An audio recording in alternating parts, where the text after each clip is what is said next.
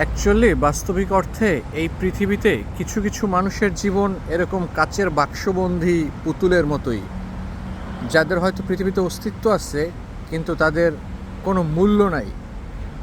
মানে হচ্ছে এরকমই যে আপনি আছেন, থাকবেন, আরও হয়তো স্থান দখল করবেন, কিছু মানুষের উপকারে হয়তো আপনি আসতে পারবেন না, বা কিছু মানুষের জন্য আপনার প্রাণও কাঁদে না, মানুষের কষ্টগুলোকে আপনি ওইভাবে ফিলও করেন না। আপনি জাস্ট জড় পদার্থের মতো বেঁচেই আছেন। কিন্তু এইভাবে বাঁচার কি কোনো সার্থকতা আছে? আমার কাছে মনে হয় এইভাবে বাঁচা এবং মরে যাওয়া দুইটাই সমান। বাঁচতে হবে মানুষের সাথে, মানুষের দুঃখ কষ্ট, মানুষের ভালোবাসা সব কিছুর সাথেই নিয়ে বাঁচতে হবে।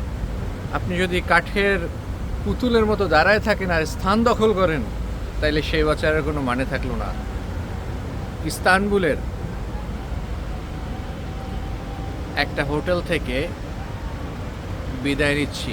দেখা হবে আবার অন্য কোনো দিন, অন্য কোনো ভিডিওতে। ততদিন ভালো থাকেন, সুস্থ থাকেন। আল্লাহ হাফেজ।